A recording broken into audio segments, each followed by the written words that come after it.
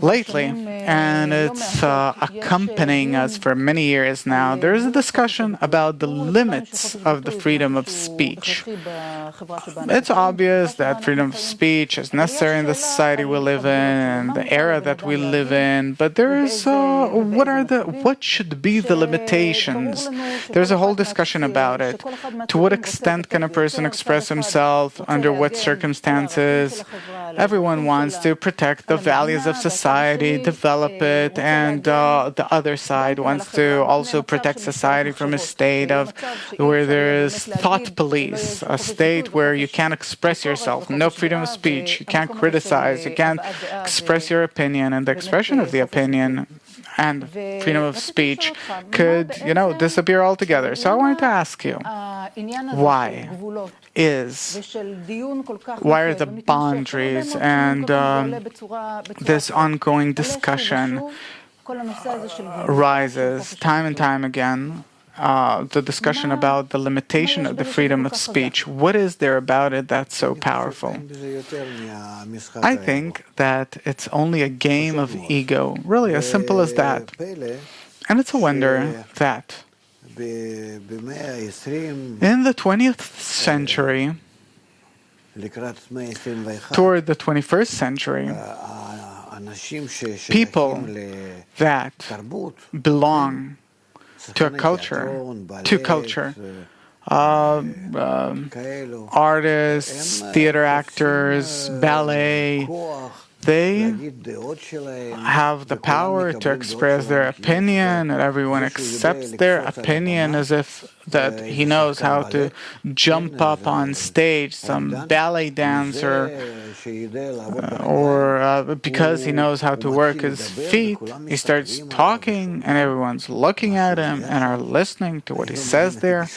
I don't understand this approach. If you ask me, I have nothing to say. I can understand that it's some kind of an author.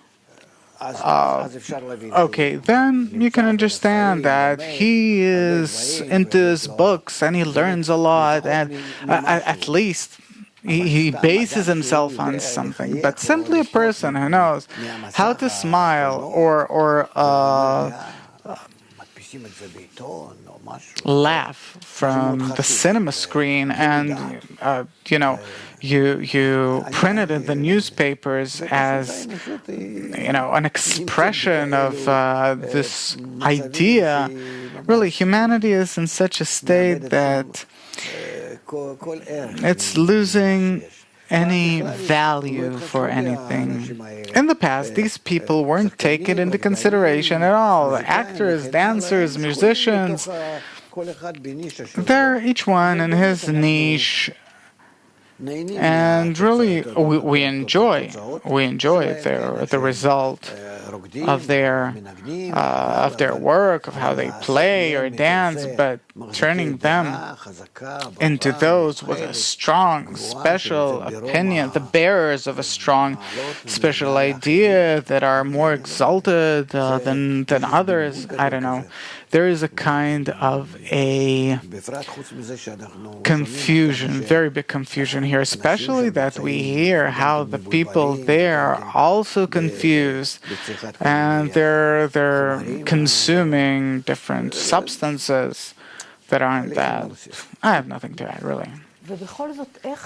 And still, how is it that the boundaries of the freedom of speech are constantly being discussed?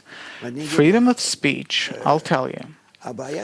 Our problem is that today we don't have any boundaries, any attitude, any intelligent kind of attitude or relation that we're brought up into, as to how are we supposed to express ourselves. But anyone, the sharper statements he makes, the more obscure, then he's saying something more powerful, something important, something high. So we're confused between the opinion itself, which is important and exalted, or how it came out in a bad, crude manner.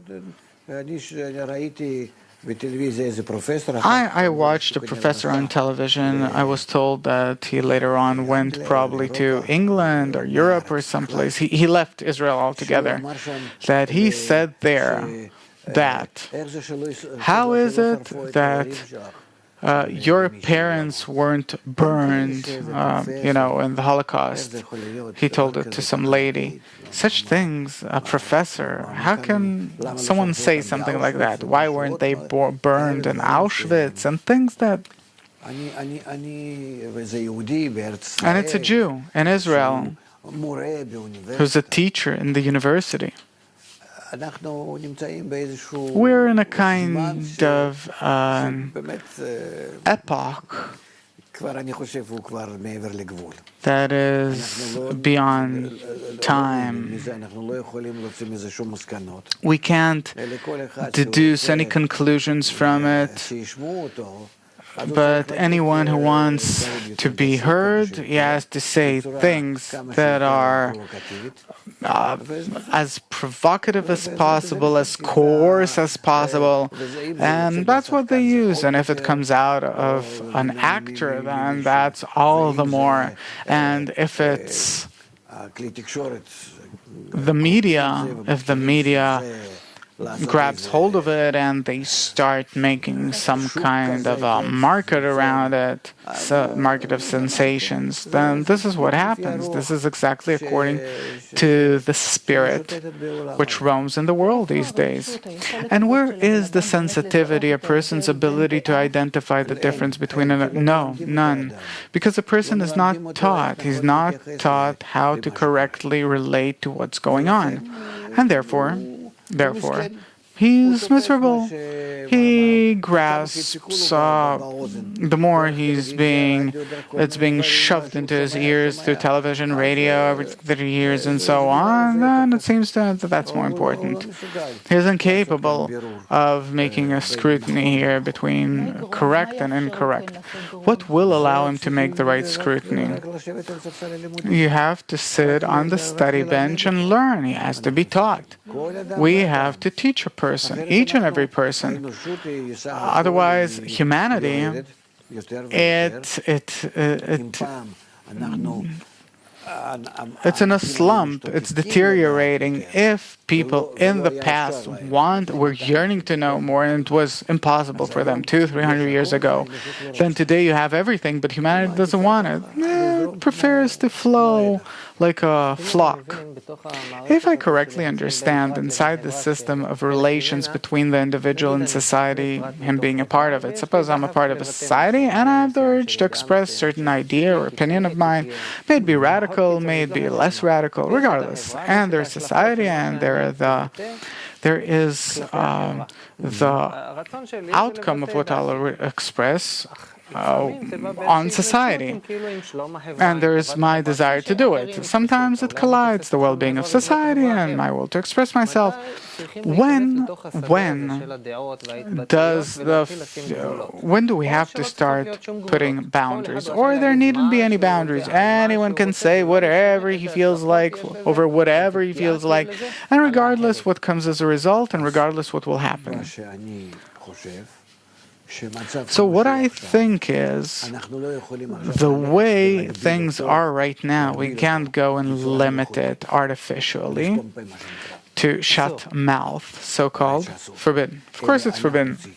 But we have to start educating the people, the audience, the public, and then, as a result of them rising in consciousness, recognition, perception, understanding, attitude, relationships, and how they understanding how they're living, what are they living for, how's humanity developing all the time, what is it undergoing, as a result of being able to absorb and digest all these materials, they will relate to life correctly, and then from themselves, all the boundaries and all these different forms of expression and attitude and relation, it all change. It's a developmental process, yes, at the basis of which there's education toward more exalted kind of consciousness, yes.